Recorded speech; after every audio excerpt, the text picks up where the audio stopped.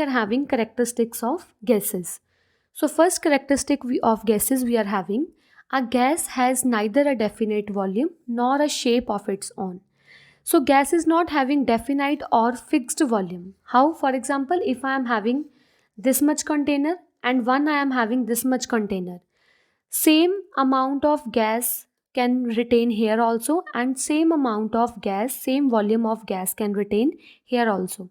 So gas is not having a fixed volume, fine. Plus gas is not having fixed shape also. Here you can see gas is changing its shape also. So gas is not having a fixed shape also, gas is not having a fixed volume also.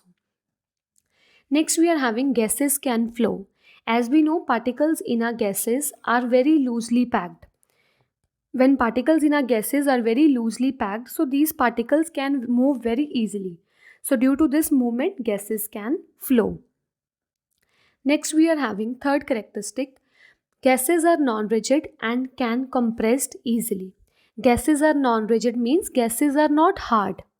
When you are taking this perfume bottle in your hand, you feel that gases are hard. No. Gases are rigid. No. So gases are non-rigid and gases can compressed easily. We can easily compress the gases like this. By putting the pressure, we can easily compress the gases, and when gases compressed, it forms into a liquid. When we are going to put the pressure on the particles of gases, then it will convert into a liquid. So here when I am putting the pressure means these particles are converting into liquid. Fine.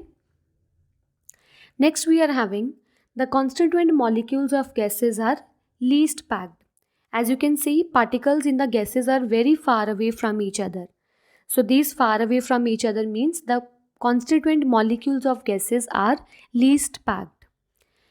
Next we are having gases are much lighter than solids and liquid.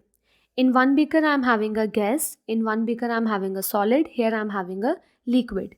So the mass of these gases is always less as compared to solid and liquid. So gases are always lighter, are less in weight as compared to solid and gases. Why? Because in gases particles are very loosely packed. When particles are very loosely packed means mass is less, means gases are lighter as compared to liquid, as compared to solids. Next we are having intermolecular force in gases are extremely weak. As you can see, particles are moving away from each other. Particles are randomly moving here and there. Fine. If particles are away from each other means force of attraction between the particles is also weak. If two particles are here, they are having too much space between them. So too much space between them means their force of attraction is also less. Okay. Next we are having gases may be transformed into its liquid state. How? For example, during the process of water cycle. In water cycle, what is happening? Whatsoever oceans or seas are there, in that seas firstly water is evaporating and making clouds. Okay, here actually in the clouds, due to this condensed form, here gases particles are moving up, and due to this condensed form or due to this cooling, due to cooling state, it is converting into a liquid. Then from the clouds, this drop is coming downside as a liquid, which means gases can be easily converted into liquid state of matter. How? By cooling it up. Okay. And the fixed temperature which we are giving to gases so that it can convert into liquid state of matter, that fixed temperature is known as condensation point.